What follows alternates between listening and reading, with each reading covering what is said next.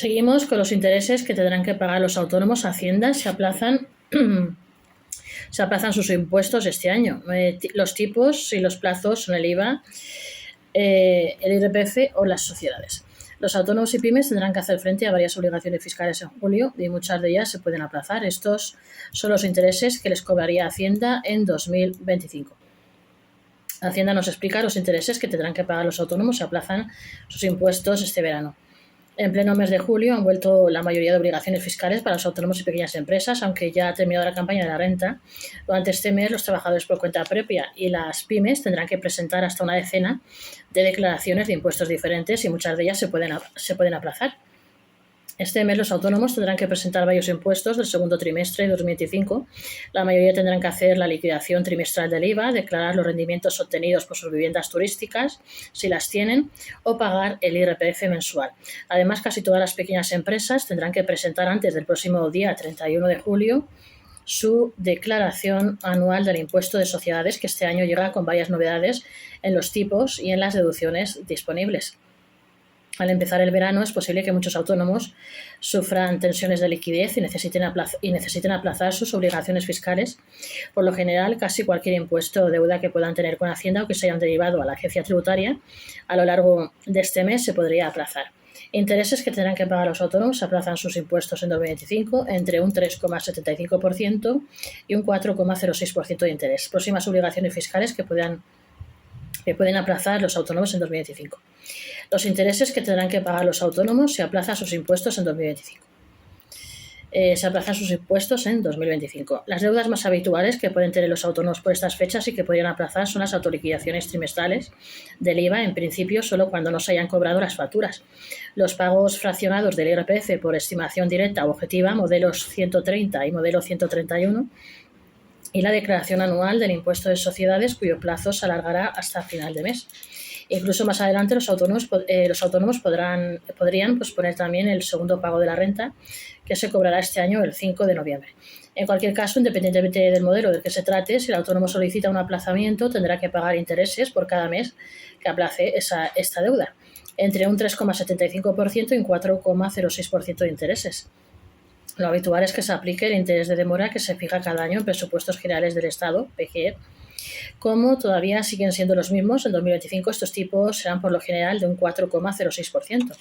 Si se solicita aplazar la deuda aportando aval, entonces habría que pagar el interés legal, que sigue siendo del 3,75% este año. Para calcular el coste que va a tener su aplazamiento, los autónomos lo tienen que acceder a la calculadora de tipos de interés disponible. Como aparece, deberán rellenar algunos datos como la fecha de solicitud del aplazamiento, por ejemplo, el 1 de agosto para autoliquidación anual del impuesto de sociedades, o la fecha en la que se pasaría el primer plazo, por ejemplo, el 1 de septiembre. Siguiendo con este ejemplo, una pyme a la que le hubiera salido a pagar, por ejemplo, 2.000 euros en este impuesto de sociedades, solicite un aplazamiento 6 plazos y no hubiera aportado garantías, tendría que indicar los siguientes datos. Fecha de vencimiento para el pago 1 de septiembre. Principal, el importe de la autoliquidación, 2.000 euros. Intereses de demora, periodicidad mensual y plazo 6. Como aparece, tendría que pagar un total de 23,8 euros de intereses. Y cada una de sus cuotas sería de 33,33 euros. Luego estarían las próximas obligaciones fiscales que pueden aplazar los autónomos en 2025. Las deudas más habituales que pueden aplazar los autónomos durante los siguientes meses son las derivadas del pago de autoliquidaciones trimestrales del IVA, en principio solo cuando no se hayan cobrado las facturas, los pagos fraccionados del IRPF por estimación directa objetiva, modelos 130 y 131, la declaración anual del impuesto de sociedades, los pagos fraccionados no se permiten, entre otras deudas que no se indican como inaplazables en la normativa. Algunas de las próximas obligaciones tributarias más frecuentes que tienen los autónomos o pymes y que serían aplazables, algunas de las próximas obligaciones tributarias más frecuentes que tienen los autónomos o pymes y que serían aplazables siempre y cuando se cumpla el resto de requisitos generales, por ejemplo, que no se haya iniciado embargo o específicos, son hasta el 21 de julio, modelos 130 y 131 para efectuar los pagos fraccionados de renta a través del modelo 130, estimación directa, y 131 módulos. Ambos modelos, tanto en estimación directa como en objetiva, son aplazables. Modelo 303, autorización del IVA del tercer trimestre de 2023. Es la declaración más habitual entre los autónomos en los próximos meses y, en principio, también sería aplazable a través del mecanismo automático que permite posponer hasta 50.000 euros de deuda sin garantía. Hasta el 31 de julio, declaración anual del impuesto de sociedades. Hasta el 21 de octubre, modelos 130 y 131 para efectuar los pagos fraccionados de renta a través del modelo 130 de estimación directa y 131 en módulos. Ambos modelos, tanto en estimación directa como objetiva, son aplazables.